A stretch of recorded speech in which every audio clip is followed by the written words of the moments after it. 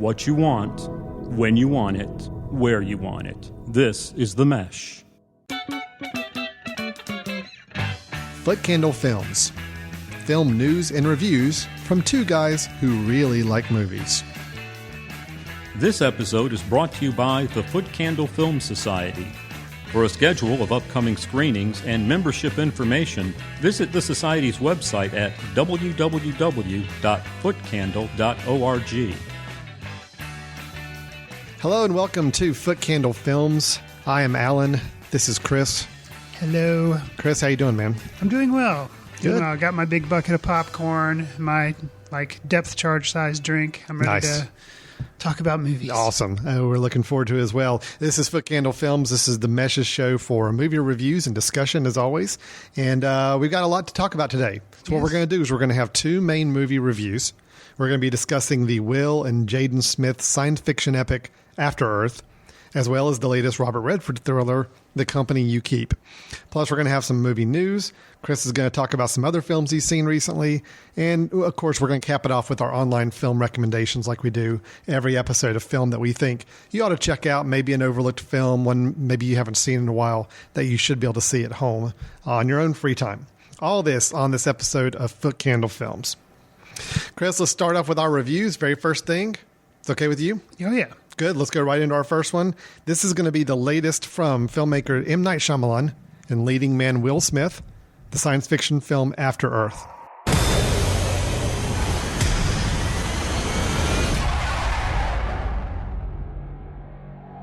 Crash landed. 2 confirmed survivors. Do you know where we are? No, sir. This is Earth. There's an emergency beacon in the tail section of our ship, approximately 100 kilometers from here. We need to retrieve that beacon. Or we're going to die. Everything has evolved to kill humans. Together, we will survive. What is a summer movie season without a Will Smith vehicle? His past efforts, they include Independence Day, Men in Black, Wild Wild West, I Am Legend, Hancock. This year's entry, the science fiction tale After Earth. Smith, he plays Cypher Rage, a general in a futuristic military whose claim to fame... I just love that name.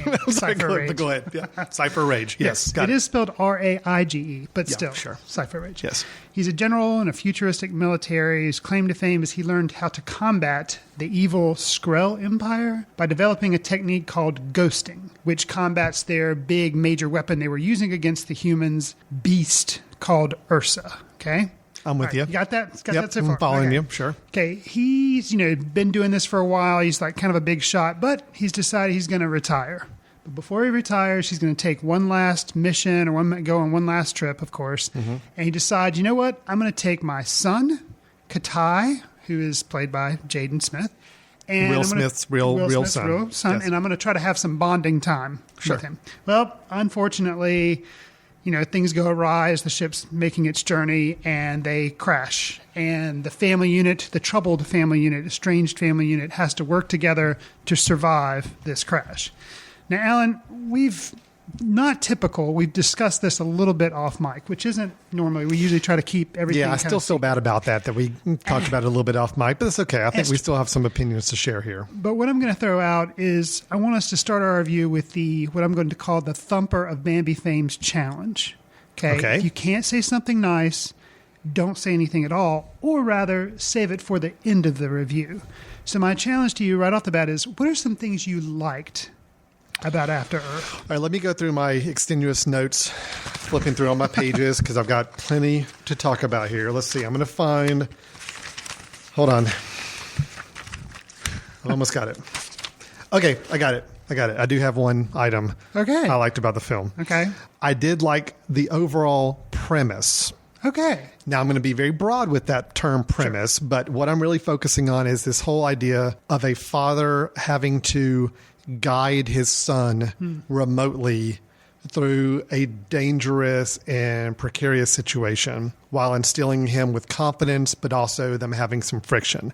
Gotcha. That premise I really liked. And I'm done. You're done. Okay.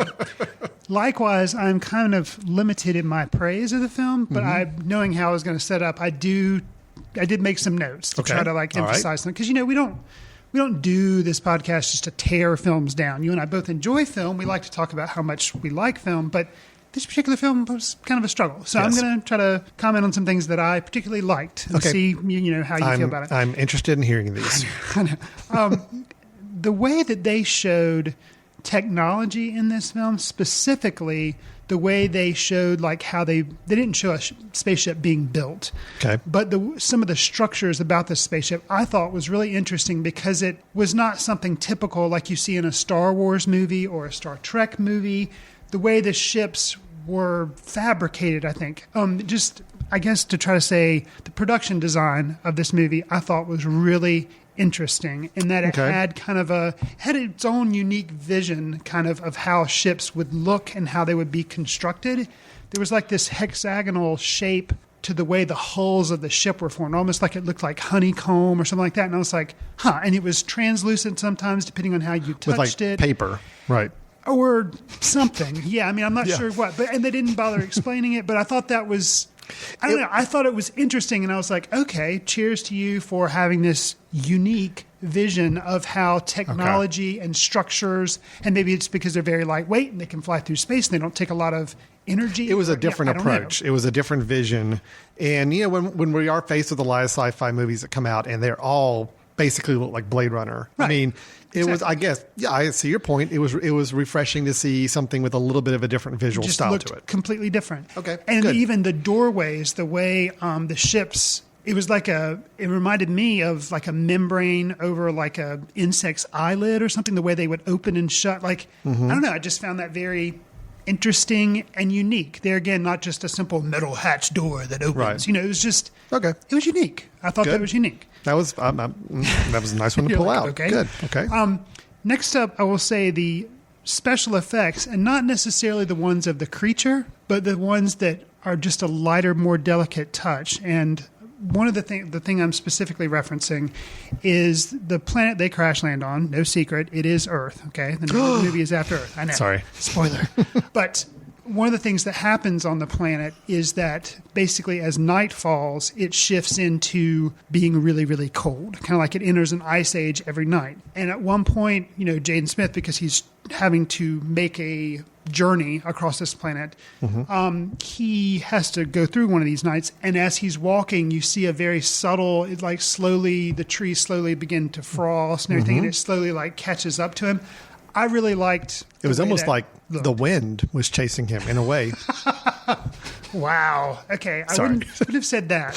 He's referencing The Happening for those of you that may have seen that movie, but probably not many people did because it didn't do very well. Yeah, okay. It was an interesting touch. It just, as soon as I saw that, I'm like, oh, that's just like when he's chasing after the wind in the last... I liked the way it was it was a use of CG, CGI obviously, because you couldn't make it suddenly turn winter outside. But I thought that was unique. Last thing I'll say, and this is where we start to go down the slope of into negatives, because it's starts off as a compliment, but then it's oh man, I like the way the film started off. The opening, it shows, and it was immediately you can tell something's going wrong. They're in a ship hull. You see Will Smith in the sun. Oh, right. I know what you're talking about. Oh, wow. It's like a quick flash. They're just going to throw you right into, hey, stuff's going wrong. We're going to crash. Yeah. And then they flash back, and you have narration. Okay, and here's the negative. And you have and we're Jaden Smith talking. I think it's Jaden, not Will Smith, talking at this point because it's about his dad. Yeah. And they go into this really convoluted, we're on this planet now because Earth did this, and all this narration. And it really was too hand-holding, and I didn't need it. And they kind of set up... They talk about the creatures, the Ursas that are bad, and how they're actually blind, but what they can sense is fear. And with that, there was kind of like this dun, dun, dun foreshadowing. I'm like, okay, I think I know where this movie is going to go. Yes. And sure enough, yes, it went there. It absolutely went there. So yeah, that's That's your positives? Those are my positives. Yeah. Okay. All right. I'll see those. I think it's okay. Let's go ahead and talk about what just didn't work in this film, because this, and keep in mind, we do have somewhat of a time limit on this podcast recording. We cannot go for 2 days. let's be conscious of that as we go along. I think that's part of what we want to do here at Footcandle Films is we're not just going to say a film's bad. No, we want to say why it didn't work, and kind of we're not just going to say, oh, we thought that film stunk. Yeah. Like we have to justify why. Absolutely. And and like I said, I thought the premise itself was interesting. When I read the synopsis of the film and I actually saw some moments of the father-son dynamic, the premise worked for me. Sure. But let's just be honest here, okay? Jaden Smith, not an actor. No. True. I mean, and unfortunately, I didn't see Pursuit of Happiness. I did, but he was so young in that movie that it was kind of like you just kind of discount him as a kid actor. He's old enough now that if he's going to be an actor, he's got some ways to go. And I didn't see the Karate Kid remake either. I didn't either. But this film just highlighted that he doesn't quite have his father's acting chops. And I like Will Smith as an actor. Okay. I know he's got the chops. Granted, people always reference, which I'm going to as well, one of the first things he was in, 6 Degrees of Separation. Yeah. He was amazing. He was good. He was also good in Ali. His serious films, he's shown he can act. Yes, he definitely can act. Now, this would not be one of the films I would put in his highlight reel for Oscar nominations in the future or anything. I don't think he does stoic very well. And he was meant to be, he was extremely, this is a stoic role. This is I don't take any crap from anybody. I'm extremely gruff. I don't show compassion. I don't show love. I understand the character. Right. Will Smith was not a good fit for it. He doesn't do stoic very well. I agree. I don't think he was a good fit. He was kind of miscast, even though apparently he's the one, he's credited with coming up with the story. He did come up with the story. Yes. And then he kind of threw it over to M. Night Shyamalan to direct and come up with the script. Yeah. So, but I agree. I think he was, miscast. I don't think Will Smith was bad in the movie. It's just I didn't care about his character. He could not portray to me the kind of strength of a character that I needed to see in this guy. So the kid did not work at all for me, even to the point where even sometimes his speech was hard to understand. It was almost a weird... slurring of Yes, stuff. Yeah. Exactly. And it was very difficult to understand him sometimes. And I don't think that was intentional. I think that was just him as an actor. Right. He had his one big emotional outburst scene in about the middle of the movie with his father over the remote conversations, and it didn't work. No. It just was not good. And I'm sorry, when you've got so much of the film resting on how this kid performs and how this kid acts in these situations. And then you've got your Will Smith character that just was completely miscast. Right away, that's going to hurt your whole film. This is a 2-person film. Absolutely. I mean, other than the first 15 minutes and a few choice flashbacks. That's it. It's it. So you really have to make sure these 2 people are right for these roles.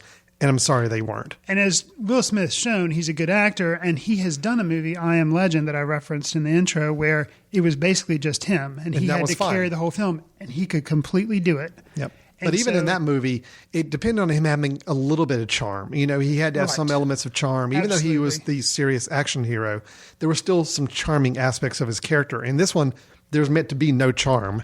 And I'm sorry, it just doesn't work with Will Smith. And I think as well, which was surprising to me, he had no character arc. So he had nothing to... Yes, he was supposed to be the gruff military persona and be the, stern father, but he never came to see his son as anything. He didn't change. He started one way, he ended the exact same way. He had no development whatsoever. Okay. And so he didn't do a lot with it, I guess because he couldn't. Whereas his son, unfortunately... He had a big arc to do, being this scared, don't have a good relationship with my father, where, he's supposed to develop, and at the end, he is able to ghost properly and do all these things. And he doesn't really show, it's like he's kind of whiny and complaining and a weak character, and then all of a sudden he's like, oh, yep, now I know how I'm doing. And it was no not earned at all. There. No, it was definitely not. Well, let's talk about, like you mentioned, the ghosting and all this concept that was really blasted through in this expository narration at the beginning that you mentioned, where it's like, okay, here's what the deal is. We're here and this is happening. And ghosting is mentioned, but it didn't click in for me. I still, for the most part of the film, didn't really understand what ghosting was all about. So you get to the end of the film, the big climax, and it's another one of those M. Night Shyamalan devices where he hinges. I almost think when this guy creates a movie, he hinges everything on the film on what's going to happen in this one key climactic scene. Think about that. Sixth Sense, everything builds to the big reveal for Bruce Willis. Unbreakable, it all builds to this final confrontation. Right. Signs, everything builds to this alien encounter at the end of the film. Sure. The Village, everything builds to this big reveal. Lady in the Water, it builds all to this big climax at this apartment complex at a party or whatever. Everything builds to the one Last scene. Airbender? Oh, wait. I never saw that. Yeah, it's like everything has that one scene that I almost get the impression that's all he focuses on. Is how do I get to that one scene that everybody stands up and cheers for? Unfortunately, his last few films, people aren't standing up and cheering for it. Absolutely. So you got this alien encounter at the end where it's like this big fight with this, what is it called again? Ursa. Something. And so Jaden Smith has to use this ghosting technique, which the problem for me was I still didn't really understand what ghosting was. So the whole impact of what's happening in this final scene was just completely blurred, and it did not get that emotional impact that I know they were shooting for in this climactic scene. And you kind of never have a didn't doubt work. as to how it's going to turn out. Oh, no. You totally knew how it was going to end. Right. So all that, it was a very clunky movie. I'll give this as a little bit of a side positive in that it was almost bad enough to be humorous to watch from an entertaining standpoint. Almost like, oh, wow, did they really just say that? Did they really just do that? Some of the dialogue was incredibly over the top. Dialogue and bad dialogue. Over the top, but also very bad. And It just was not written laughable. well. It was. Right. It was. It almost got to the point where you watch it as a so bad it's good type of movie towards the end, especially the end closing climactic scene where the father and son are reunited. It was just, oh gosh, it was painful to watch. A couple of other just minor things I'm going to say about it. I mean, not that I hold a film as a bad film because CGI is bad. You mentioned some of the more subtle CGI elements, which I agree. I thought those were okay. But some of the key things, even at the beginning, there's a horrible keyed scene where man in a wheelchair is talking to Will Smith, and it's just, it's like he's floating in this hover wheelchair craft, and it's like so obviously keyed in and bad keying, and some of the bigger landscape scenes when they're on the planet just really look extremely fake and just hard to believe. When you've already got a movie that's testing your patience, bad CGI will just accentuate that even more. Sure. You know? And I could still rant about the storyline itself. I don't understand why, if they're rushing against time to get to this signal at a certain amount of time with only so much oxygen left. To be able to be rescued. Yeah. The kids seem to be taking his sweet time a lot of times, stopping and resting and doing this and all. I'm like, all right, I know you may be a little tired, but you kind of got to keep moving. Right. So I don't understand why you got to stop every few hours to do something and little things like that. The movie was very clunky. It was not a good movie. And for a race against time, you think pacing is very important. Things have to be happening, and they didn't. They didn't really. The pacing on this was very bad. It was not a very well made film. The story, at the core root of the story, I thought was fine, but unfortunately, when you try to blow it out into a movie, it just didn't work for them. Sure. I will say I don't think this film was as bad as The Happening for M. Night Shyamalan. No. I thought that film was absolutely horrible. That's hopefully his nadir. That was like his low point. Gotcha. Maybe he's creeping himself back up. I don't know, pulling himself out of the hole a little bit. But to me, that film was the worst film he had made. It's one of the worst films I'd seen in years. This one, not a good film at all, but at least there were a few redeeming elements. I could say, you know what, a couple elements kind of worked for me a little bit. Well, and ultimately, I think it all comes down to the script. Mm-hmm. And I think there just should have been more there. And Shyamalan had a co-writer with him. Yeah. And I think there just should have been more, because like you say, the premise is interesting. And it's like, okay, let's develop this. And it probably would have helped if it would have been somebody besides Jaden Smith. So, but it's just, I don't know. A lot of elements just not put together very well to make this film. So Sure. Not something I can recommend at all. No, I mean, I saw it has a lower Rotten Tomatoes rating than the Hangover sequel. Wow. So that's kind of rough. And I mean, when I do my rating on Letterboxd, which, I do encourage everybody, check us out on letterboxd.com. That's letterboxd.com to see what all films Chris and I are watching and see our star ratings and comment and have a discussion with us. I'm probably in the 1.5 star range on this. I think, unfortunately, I'm there. I can't really give it any more than that because there was just so little things about this I really enjoyed or appreciated. So, True. All right. Well, let's see if we move on to a better film or not. Okay. That'll be the next question for us. Our next review is the latest from actor-director extraordinaire Robert Redford. It is the film The Company You Keep. Former Weather Underground leader Sharon Solar, one of the longest-standing fugitives on the FBI's most wanted list, was arrested yesterday, 30 years after the notorious Bank of Michigan robbery, which resulted in the death of a guard. Why now after 30 years? Who's your best reporter? Prove it. Can I see the case file? I look at the man's history. The man doesn't exist before 1979. Fugitive Nicholas Sloan has been exposed by a reporter living as a lawyer named James Grant. Does Grant have any family? A daughter, 11. See you soon. All right, so Chris, Robert Redford, when it comes to films, he's kind of the man for me. Him, Paul Newman was always one of those guys. I kind of grew up on their movies. I really admire them. They've got the charm. They're suave. They've got the presence on screen. And then you look beyond just him as an actor. He's directed some films. Sure. He started the Sundance Film Festival. He is a very strong, positive influence in the film world. Gotcha. I think nothing can be disputed on that. He has worked as a director in many films. I think it's about 10 films now is what I saw. Quiz Show, which is my favorite of his films that he's made. The River Runs Through It was okay. Ordinary People, kind of a classic film there. He's made some really good movies. Mm-hmm. His last few have been a little on the lacking side. The Conspirator, Lions for Lambs, even The Legend of Badger's Vance, which was several years ago, Will Smith film, kind of tying in together there. Yeah, there we go.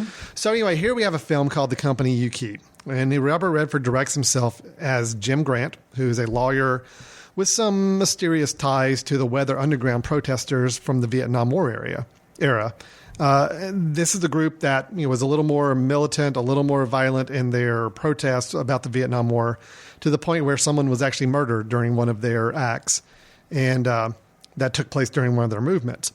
When a member of the Weathermen, played by Susan Sarandon, is arrested for that murder 30 years later, it starts to open up this bigger story about, Jim Grant himself, what is his connection to this Weathermen protest group. And it also causes an intrepid reporter named Ben Shepard, that's played by Shia LaBeouf. He works to discover Jim's connection to the group and helps to unravel an even deeper story. The film trots out a who's who of distinguished actors, many of them on the upper end of the age scale, maybe, so safe way of saying it. Sure.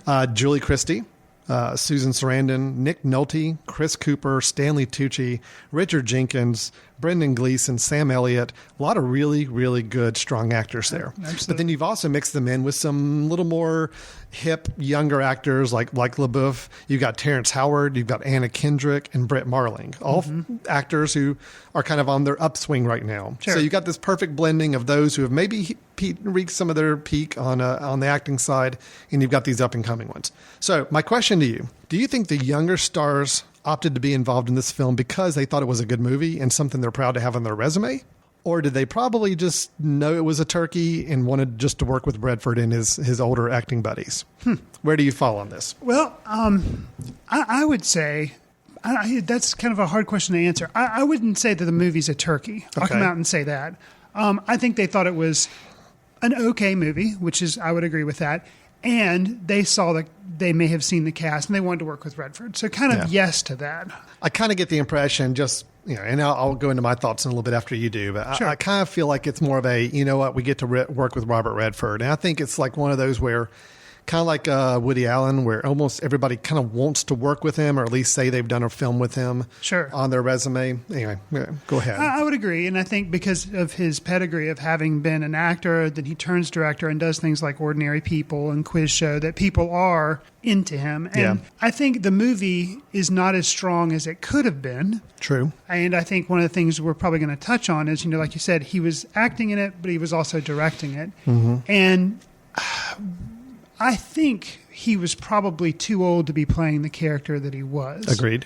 And I think if he would have been able to step back and just be director, I think that would have helped push this film into maybe another. It would have helped a little bit. It would have bumped it up a couple of notches as far as like what I think of it. But I was impressed that the pacing of the film, because it hinges on being a thriller, like what's going on here. He has to kind of go on the run from the FBI. And I don't think of Robert Redford as being a thriller director. You know, I think of him more as like A River Runs Through It or A Quiz Show or The Horse Whisperer. Or he didn't direct it, but he was in it. He was in it, right. So that's what I think of him as being. And so for this to be kind of more of like a chase movie, I was impressed. A very limited chase movie. Or the same type of chase over and over again. Yeah. But for the first 2/3 of the film, I was impressed with how they were able to keep the pace going. And it is based on a book. Yeah. And for it to be based on a book, I thought it would end up being very dialogue heavy because it is a political, I guess, of nature thriller because of the Weather Underground and how they were protesting. And knowing that Robert Redford is kind of a loudmouth politically, I thought it would have a lot of espousing of theories and all this kind of stuff back and forth and be very talky. And actually, for the most part, they kind of avoided that. They did. And I thought that was a good strength of the film. It didn't go the complete political angle and everything. I mean, yes, obviously that was involved because this is talking about protests against the government's war, and there's a lot of talk about even wiretapping and some of these things that are a little more relevant even today. But overall, the film seemed to be more interested in saying, all right, that yes, this is going on, or this is the situation, this is what this group felt. They were more interested in the personal relationships and growth of the characters that were involved in these events so many years ago and what it's done to them and what regrets they may have versus some of them still feeling very strongly about their actions. Right. It was more about the characters involved than it was, is this right or wrong type of thing, which I agree. I thought that was a good... And they tried to be balanced on saying, on whether it was right or wrong. I thought they tried to give it as fair play as possible, as the individuals were doing what they felt was right, but yet the repercussions of that. Yeah. They tried to stay as balanced, I guess, as they could. Sure, right. So you were okay on the film. I was. I was okay. All right. I was probably a little less than okay. I don't think it was a good film. It was not an After Earth, but it was.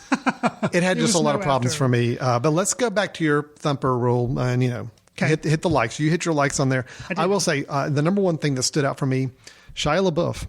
Yeah, I thought he was really good in this, and I'm not a fan of him in general. There was no Transformers. Right. And unfortunately, that's most of my exposure to him are those movies that my kids forced me to sit through. Right. I've never been really impressed with him. Oh, in the latest Indiana Jones film. I was not a fan of him in that film either. Right. Here in this film, I thought he was good. I thought he seemed invested in the role. I think he was probably one of the stronger performances in many of the scenes. I would agree. That he was in. I would agree. So it was good. And much like After Earth, I liked the overall story idea. Mm-hmm. This idea of these revolutionaries from 30 years ago that had done some things and gotten a lot of attention, had been laying low for all these years. Now something has happened where they've all started to have a little bit of either conscious or maybe feeling regret or something starting to come out of the woodwork, and they're all starting to get exposed. And Robert Redford's character, his connections to the group starts to become more obvious. He has to go on the run, and people are trying to figure out why he's on the run and what's his end game. All of that I love. I love that concept. I just thought it was a very clunky movie put together around that story. Right. So from the like standpoint, I thought the story was good. I thought Shia LaBeouf was good. That's about all I've got for the film as well. But I mean, the story was strong enough to make me at least keep my attention through the film, even though I can't say I walked away feeling like it was done very well. Sure. I will say a couple areas I thought were some weaknesses. I think you already mentioned it too, Robert Redford. He still has the charm, but there really wasn't anything else for him in this film. Right. I do think the age hurt him a little bit. I mean, I think he needed to be 10 to 20 years younger character-wise to really make this work, not only from just a presence-wise, but also to tie in with the storyline. If you start doing the math on when the Vietnam War was going on and where we are now, the years don't really add up with his daughters and their ages and everything else. And then I just thought that it was kind of more of a plotting movie. There was a lot of repetition of scenes and dialogues and chases. It could have been a little shorter, could have been a little tighter. There were a lot of characters introduced that had very, very, very minor parts, and you just wonder how much of those you really had to have in the story. And all those minor characters were interesting to me because they were minor characters, but they were big names playing them. You had Brendan Gleeson playing a police officer that had a role in things, Stanley Tucci, and they're big names, so they do their minor characters very well. Sure. But maybe you just wonder why they're only in there for 3 minutes, for example. Chris Cooper, for example, great actor. Mm-hmm. He's introduced early on. He's in there for a few minutes, and you think he's going to play a more prominent role. No, not really. He's kind of does his part, and then he shows up again at the end. Brendan Gleeson has just a few minutes kind of in the middle of the film or latter half of the film. Sam Elliott, great actor, and again, 2 scenes of dialogue, and it's just you kind of when you get to meet these characters, you kind of want to know more about them, but it's almost like they're throwing so many characters portrayed by great actors that you're kind of remiss when it's like, oh well, so now they're gone again, and oh here's somebody new, oh and they're gone again. It was just Agreed. It was almost like trotting out this who's who of big actors just to stuff the film with it and not really giving them a whole lot to do.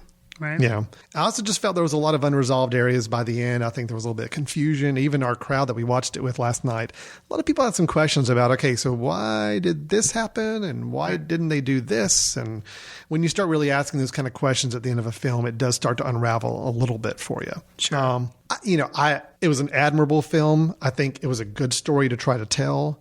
I think for the most part, everybody involved was on board with it. And it wasn't just a walk in the park for them. It wasn't just an easy paycheck. I mean, they really wanted to try to do this film right. It's just, I don't know if maybe Redford getting himself off the camera and just behind it could have strengthened it a lot more because he could have focused more on that. But the film, from how it was put together, was just kind of a mess for me. Just not anywhere as strong as it could have been given the subject matter. I guess that's a good way of summing it up. Sure. It sounds like I am a little bit more positive on the film. I will say that a weakness for me of the film that you haven't mentioned, but it kind of caught me and kind of irritated me, was I did like Shia LaBeouf's performance, and I thought he was good. His character apparently can woo women, and that irritated me. He gets some information from the FBI because of a past relationship, and I thought that was handled kind of clumsily. Yeah. And then he develops a relationship with the police chief's daughter, who's played by Brett Martling, and that just, to me, felt just weird and kind of forced and maybe a little contrived. So that aspect to me, I was like, really? And it was like, did they throw that in just so they could have a little bit of romance in the film? And I was like, I think that's what it was. And it was abandoned pretty quickly. Sure. It's like they had two scenes where you think they're going to try to take the romance angle, and then it just kind of abruptly stops, and that's the end of that. Sure. And I agree. That was one of those things where they tried to go down a little path for a couple scenes, but they just didn't follow through, and it just felt like it was dropped and cut. Right. They're basically the young daughter of Robert Redford's character is another one where, she's very integral in the first 15, 20 minutes. It plays a key role in like kind of setting the scene for what Robert Redford's character is trying to do. But then she's gone most of the rest of the film, shows up for this one closing scene that's meant to be kind of the nice closing emotional scene. And that was it. So there again, characters are getting dropped in and out. Not enough time for us to really care about them a whole lot. And I think that was part of the problem by the end of the film. Sure. So, yeah. Agreed. I would say if you have an interest in the Weather Underground movement and some of that history involved with that, there is enough of that in the film to touch on to probably keep your interest. Sure. If you want to see some good actors kind of have their few moments on the screen and portray some interesting characters, you got a chance to do it with this film as well. Beyond that, I thought it was a slightly below average film or just not a very strong one. So and I guess like I said, a little bit more positive. I'd say it's not a bad film, but it's not a great film. Yeah. I'm giving it probably 2 stars on Letterboxd. It's just a little better than After Earth. Definitely more enjoyable. This is, to me, more of a wasted potential movie, unfortunately for me, where I tend to rate those a little lower for me. It's like if you got this great cast, great story, great presence, but it just doesn't click, that's always frustrating to watch. So, sure. All right. Well, that's our 2 main reviews. We're going to take a quick break. When we come back, we will hear Chris's take on a couple other films he's seen recently, hit a couple movie news items, and go move on to our online recommendations. So stay tuned for Footcandle Films. We'll be right back. We'll get back to your show in a moment. Just a reminder, you're listening to The Mesh, an online media network of shows and programs ranging from business to arts, sports to entertainment, music to community. All programs are available on the website as well as through iTunes and YouTube. Find out more at themesh.tv and give us feedback on what you like. And now, as promised, back to your show. Welcome back to Footcandle Films. This is the film review discussion show here on themesh.tv. Before we get back into the show, just a couple quick notes. If you're interested in seeing what all we're up to as a film society, this Footcandle Film Society is what we run here in Western North Carolina. You can learn more about the Film Society at www.footcandle.org. Footcandle.org. Learn all about upcoming screenings we have. Right now, our membership's kind of maxed out, Chris. We got about 450 members that come out and see films once a month. So at least we can share through the podcast some of this discussion and other ideas about films that's open to anybody. Also, if you're interested in learning a little bit more about this kind of show and other shows that we do on the Mesh Network, you can always visit themesh.tv. That's THEMESH.TV to go and see not only back episodes of this show, but you can also go see information on all the other shows that we produce on the Mesh Network. We've got business shows, we've got education shows, we've got music shows, sports shows, everything in between. So come on to themesh.tv. Take a look at the different shows we have available. They're all free. They're all easy to subscribe to in iTunes or on Windows mobile devices. Subscribe to the shows. Get every new episode coming your way when they post. And go on there and post some comments or questions about any of the episodes you listen to as well. We'd love to hear your feedback. So, Chris, let's move on to the next part of our show, which is where we like to talk a little bit about some movie news and things happening. But today I figured let's do something a little different for the first little bit. Okay. Chris, you've seen a couple more movies than I have in the last couple of weeks. And I feel like it'd be almost a missed opportunity if we at least didn't mention a couple of the films you've seen and get some quick thoughts from you on those films, sure. Especially with two of them being a little on the higher profile side in recent movies that have come out. So I understand you saw Baz Luhrmann's The Great Gatsby recently. Tell me about that because I have not seen it. I'd love to hear your thoughts on it. Okay, well, I'm a fan of Mr. Luhrmann specifically because of his Moulin Rouge. Moulin Rouge, I agree. I really think that's a good film. I like that film. And from the teasers and the commercials I'd seen for Great Gatsby, obviously it is based on the book that was written by F. Scott Fitzgerald. And the cast was pretty amazing. You have Leonardo DiCaprio, Joel Edgerton, Tobey Maguire. You know, it's just all these really big names. And so I was excited. Okay. The film was solid as far as the acting was concerned. I thought the acting was good. You thought Leonardo did a good job with it? I did. I thought he did a good job. The problem for me was the spectacle of the time period as it's portrayed in the trailers and everything. You think it's going to be a spectacle similar to Moulin Rouge. Right. And unfortunately, it comes across being what I felt was so loyal to the book that it really doesn't give you much surprise or much to look at visually. And I feel like Baz Luhrmann, I don't know whether he reined it in because it was such a respected book and he felt like he had to be so to the letter respectful of the source material that he didn't kind of branch out for himself. Okay, all right.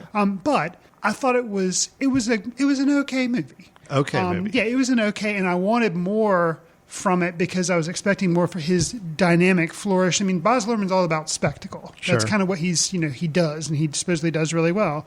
And in Moulin Rouge, I thought he did. And this movie, there is a part, Jay Gatsby, who is played by DiCaprio, he is known for throwing these elaborate parties. Yeah. And so in my mind, I just, thought they would have a lot of these scenes of kind of crazy shots and crazy things going on. And there was a scene of that, but it just didn't really gel with the rest of the movie. And I felt like there were a lot of missed opportunities for Baz Luhrmann to really show camera flourishes and to show creativity. Wow. See, that's not a criticism I would have expected with a Baz Luhrmann film.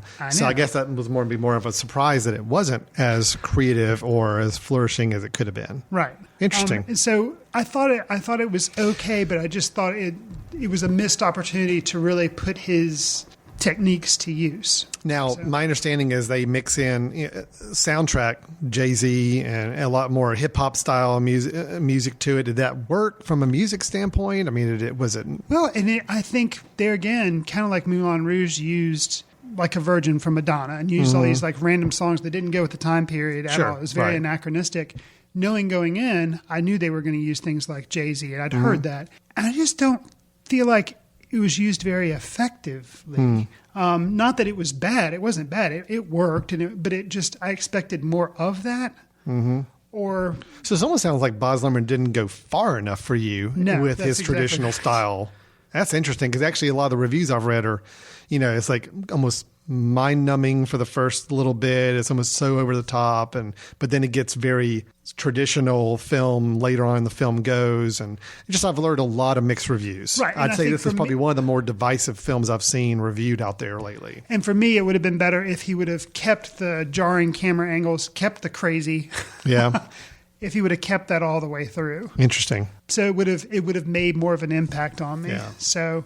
But it's not a bad film. I feel like, granted, I guess it's not a beloved book of mine. I mean, I did read it in high school or middle school. I read the Cliff Notes in high school. So, yeah. But if you like the book, then I think you'll like the movie. Now, if you love the book, will you love the movie? You might be a little more critical of it. I think that's the thing. And I think from what I've heard, a lot of the reviews I've had, I think a lot of people are too married to the source material, and they're not willing to let the movie kind of stand on its own. I see. And so would kind of be my critique on their critique, I guess. But it's a fair movie. And I think the reason it hasn't probably done better is because there's not enough, bang for your buck, I guess. I see. But the acting's solid. Well, let me ask one more question here about another film that you saw. So, Great Gatsby, you're saying it's not a bad film, but it wasn't anything to write home about. Not extremely outstanding either. So, you also saw Now You See Me, yes, which we talked about, I think, in one of our news sections maybe a couple months ago. Possibly just because I kind of am intrigued by films about magic. Right. And so I'd heard this one was coming out. I, again, have not seen it. I know Jesse Eisenberg, Woody Harrelson. Mm-hmm. Does it also include Michael Caine? I think Michael Caine's in every... As well as Morgan Freeman. I think those two are kind of staples now. You kind of have to have them in the movie. There's probably some contract agreement that they have to be in every film available being made these days. I think the Batman movies are done for the time being, and Morgan Freeman's like, hey, I'm going to be in this magic movie. Michael Caine's like, well, why don't I do it with you? A magic movie? That sounds awesome. So they decide to do it together again. Okay. So, yeah, I think so tell me, did I miss out by not going to see this? Absolutely. I did? Absolutely. Really? Yes. You like this movie? Yes. Oh, I like this movie. Wow, okay. Cool. And I would recommend it. So it's not just a okay movie. This is a Chris Fry recommendation. This is a Chris Fry people, I got to recommendation. tell you, now, they don't come around very easy. Okay. I've heard that. People have been talking to me about that. Now, am I saying it's a perfect movie? No. Is it a Prometheus in my mind? Well, no. But what I liked about this movie is it knows what it is. Okay. It is a summer action, suspense kind of movie about magic. Okay. So you have these things, these things in mind. The cast is good. Mm-hmm. But what I appreciated is the story was very clever, and it kept me actually guessing a couple of times. And hopefully you will not hear too much about it before you go see it, because it's one of those things that if you know the end game, it would be a little disappointing. So it is a lot of the enjoyment does hinge on some of the secrets or ending and all that. Yes. So even though you're saying it still would be a good movie, even if you did know, the real enjoyment of it would come from not knowing those things going into it. Right. And I think the magic to me was, I really enjoyed the magic sequences. I think anybody who if you don't like magic or you think magic is just stupid, well, then you probably don't want to go see this movie. I liked it. They did a lot of, obviously, magic tricks, and it's set up in 3 big magic shows, basically. And you're kind of wondering how are they going to top themselves. And there are some elements where they kind of reveal how they do some of the tricks, which is kind of neat. Kind of like the Penn and Teller version where they say, oh, we did this and this is how we did it. Right. It's kind of clever. I think the one thing, if I had to say a negative about the film, I would say that they throw in a romance in the film between Mark Ruffalo, who plays a investigator. I think it's been a couple of weeks since I've seen it. I think he's FBI. Yes, he is FBI. And he has a romance with a lady that is brought in from Interpol from France, I believe, because basically these guys have been doing things that have affected the world as far as their magic. They've been stealing. They basically kind of play Robin Hoods, where they steal from the rich and give to the poor type thing. And because they've affected people over in France, she comes over. So they have to kind of work together. Mm-hmm. And there's a little bit of a budding romance there. And that, to me, was kind of like... It was kind of flimsy. Kind of like, I felt the romance was in Company Me Key. Mm-hmm. And the only reason I think they did that was just to kind of satisfy, the couples that were there on a date. So they had a little bit of...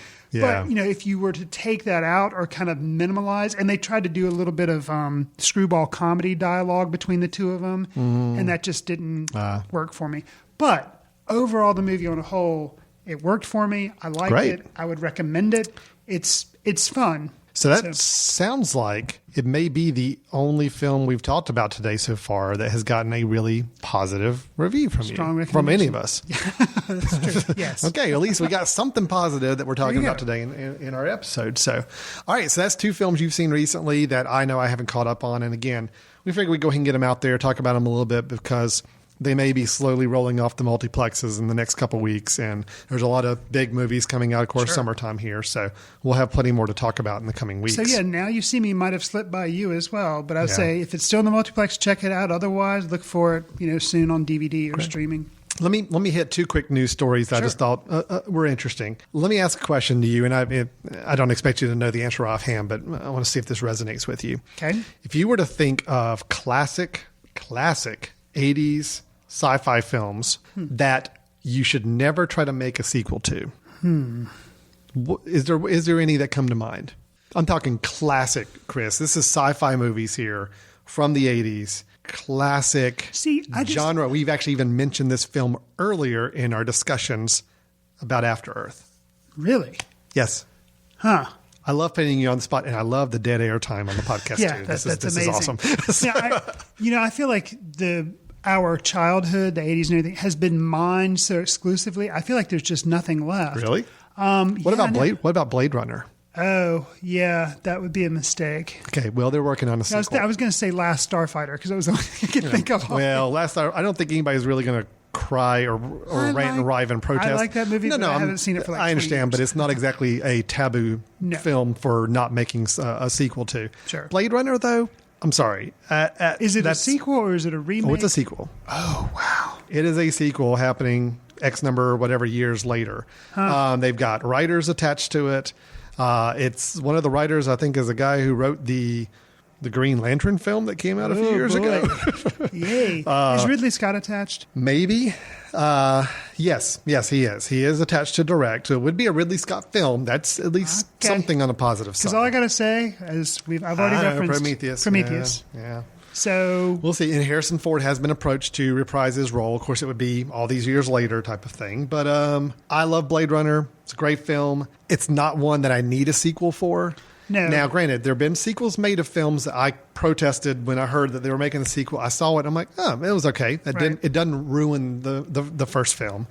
And I think anybody who says that when you watch a sequel that's not a good sequel, that it somehow ruins your enjoyment of the first film, I think it's a little overblown. I think I would be hesitant if it wasn't Ridley Scott. If he had nothing to do with it, then I would be hesitant. But because he took on the Alien franchise and he was like, people wanted me to do another Alien movie. And I was like, no. Then he got an idea. The script was developed. He's like, okay, yes, I will do this. I will make Prometheus. And he did. And I thought it was amazing, obviously. Blade Runner, if they were going to do a sequel, I feel like they would have done it by now. Yeah. And so the fact that he's like, maybe they really wanted one because they're trying to mine the 80s, like you say. And I trust Ridley Scott to be like, okay, show me what you got script-wise. And he's like, all right, if we're going to do it, this is how I want it. So I'm trusting Ridley Scott. All right. Well, so Ridley Scott's your linchpin on this. If he's attached, he's directing it, and he's got creative control, there's a chance this could be an okay movie. There's a chance. I am curious. Good. So. Well, now let me flip to another filmmaker that I know you and I both are fans of, at least in their earlier work, and what they're planning on doing next. And this one I already feel a lot more promising about than I do a Blade Runner sequel, just on the surface already. Okay. The film's called Big Eyes. And what it is, it's a dramatic film. It's centered on the awakening of the painter Margaret Keane and her phenomenal success in the 1950s, where she was responsible for painting a lot of these paintings where the characters, the young children or other people, had these really large black eyes. Huh.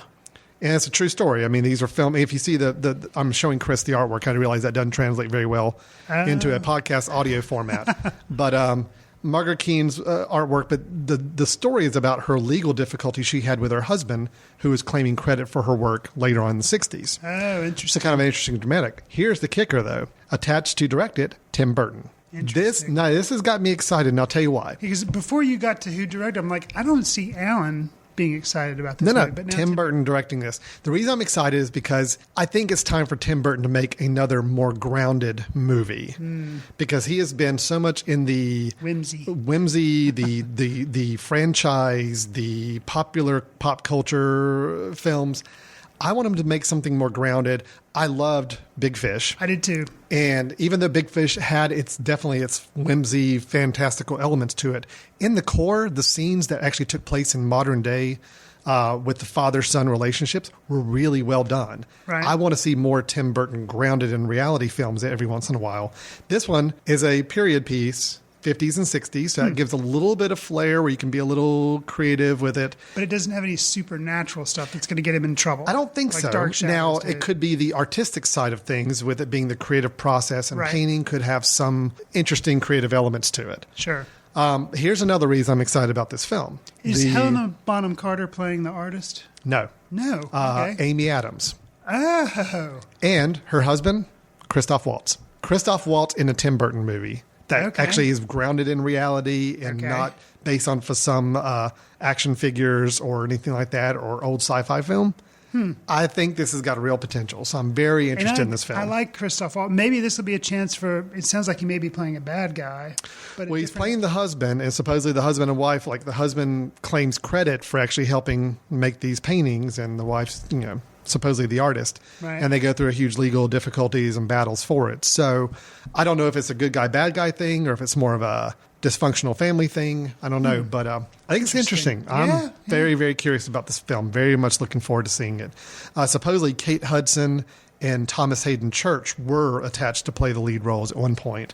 I think they've made upgrades in both categories there, so that's good. Then it went to Reese Witherspoon and Ryan Reynolds again. I think they've made an upgrade here. Amy Adams, Christoph Waltz. Very excited about that pairing. That should be a lot of fun. Yeah. Should be an interesting film. If nothing else. Is that coming out this year? I think it'll be next year. I think it's in production right now, so I can't see it being any earlier than 2014 coming out. Yep. So something to keep our eye on, though. Sure. I'm a huge fan of Tim Burton in the 80s and early 90s.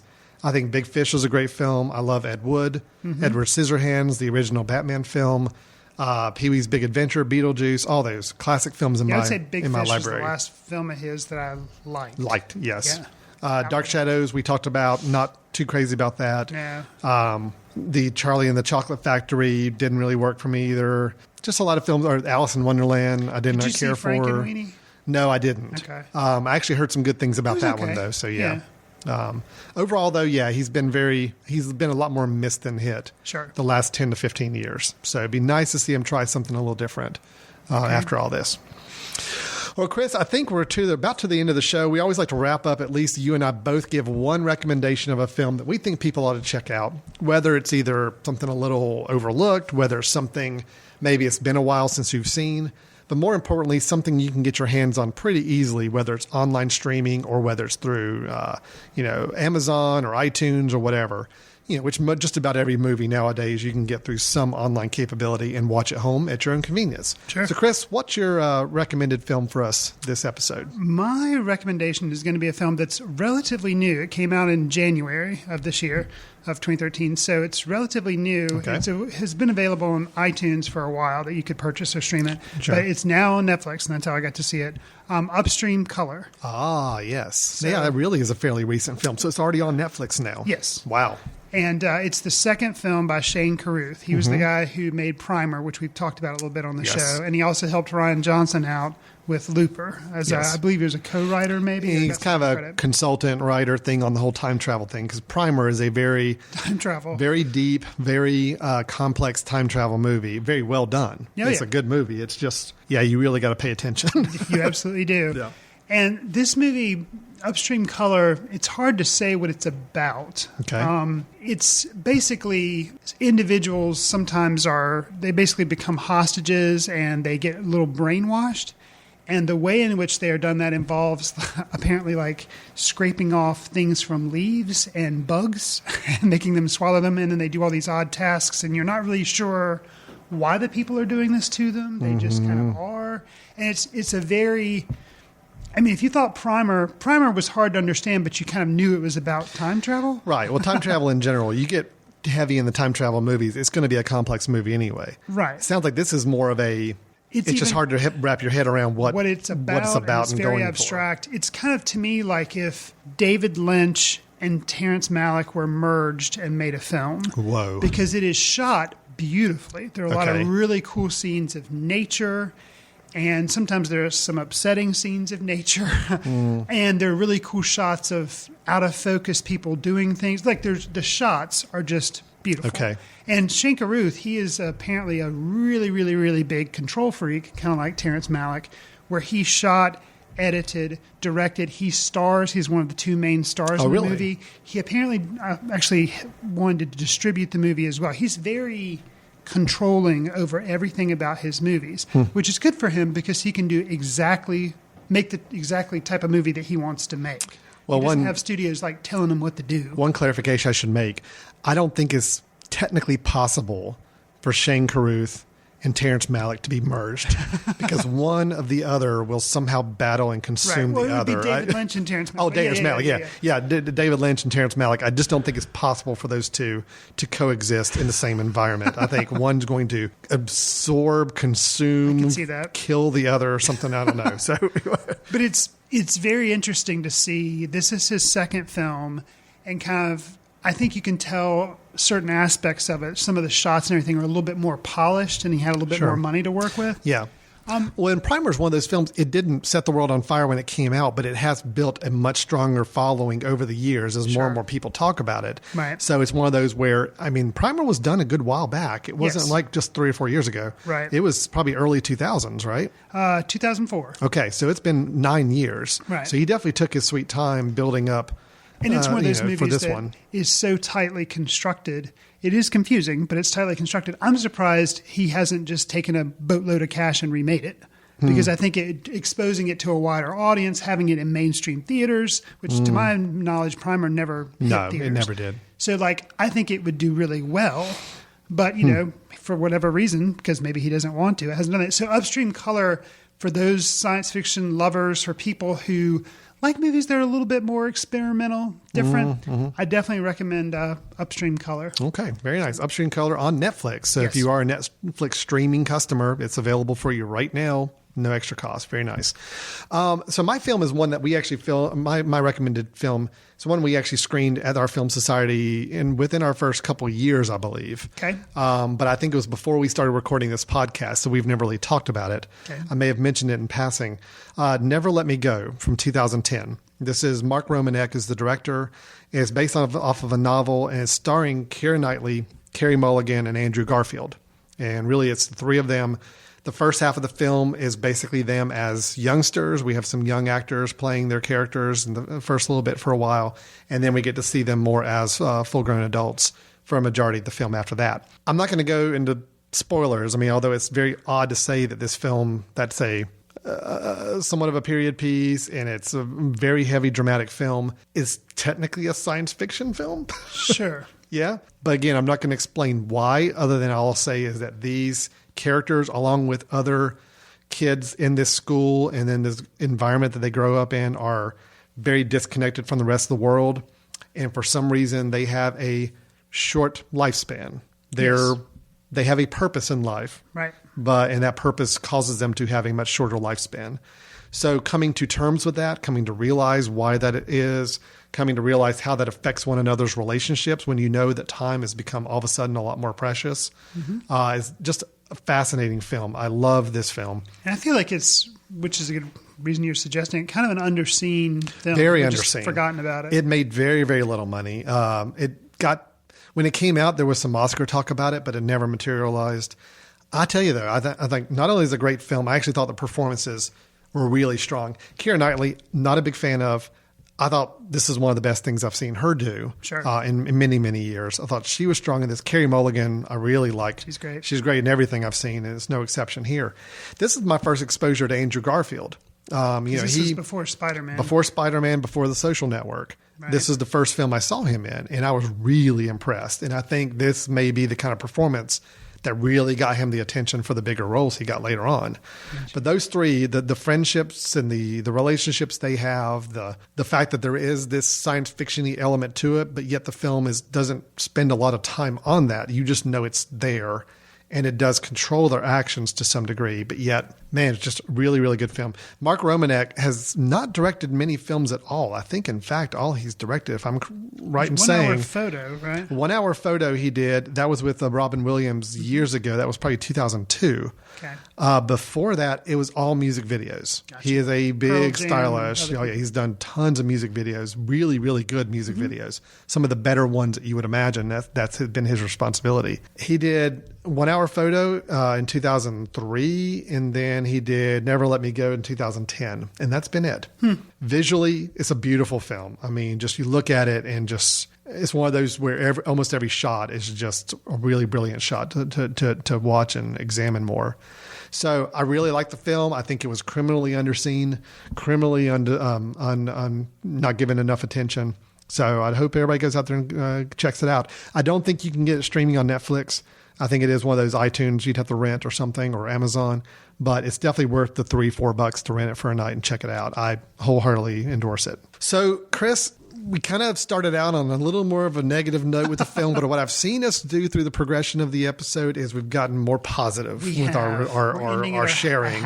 We're ending in a good place. We started out with After Earth, which neither of us can really recommend. We got The Company You Keep, which still not a great film. Chris is a little more positive than I was, but I'm still having a hard time recommending it. Then we got into some good movie news, and you talking about Great Gatsby and Now You See Me, which sounded very positive. Absolutely. Got some good possible films to come down the pike. I'm a little nervous about the Blade Runner sequel, but if Ridley Scott can put his magic on it and make it work, who knows? And then a couple good recommendations with Never Let Me Go and Upstream Color, ones we recommend you check out when you get a chance. So that's going to wrap up our show for today. We'll be getting back together again very soon as we talk about some future films. We're getting into the summer months, Chris, so there's going to be a lot of big CGI overblown spectacles to review. I know that Man of Steel is coming out soon, which I'm nervously anticipating. I will say that my expectations are probably higher than they should be, and I'm afraid I'm going to get let down. So we'll see what happens with that in the coming weeks. My expectations are unfortunately high due to Michael Shannon being in it. Right. So I'm afraid we may be setting ourselves up for some disappointment. I think we've got to get to the point where anytime a big spectacle franchise movie like this that we're looking forward to comes out, we've got to find a way to lower those expectations, because I think we go in and get too pumped up about it. Plus, there's just a lot of other good films down the pike, too, and we're going to try to make sure we get some of the lesser-known, smaller films over the summer as well, the best we can. So if you have any recommendations for us, films you'd like to hear us talk about, future recommendations we can make to the listeners, please let us know. You can reach us at themesh.tv's website. That's THEMESH.tv. You can go to the website. You can post comments there. You can send us requests. You can also go to our Film Society website, which is footcandle.org, and there's a place to reach out to us there as well. Either of those two sites, we will get your emails, we'll get your notes, and we'd love to try to incorporate them in a future episode best we can. Plus, we always love to hear feedback from you on our film reviews. And I tell you, I still think the best way to do that right now is probably through Letterboxd. When you absolutely. say letterboxd.com, that's the word letterboxd without the last E in it. Just letterbox with a D at the end. .com. Go and look for Alan Jackson, look for Chris Fry. You'll find us. You can follow us.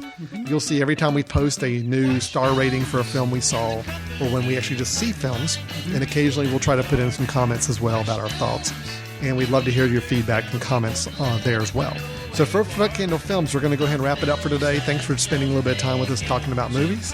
Chris, take care. You have a good weekend. All right. Take care, guys. See you in the ticket line. All right. Take care, everyone. Bye-bye.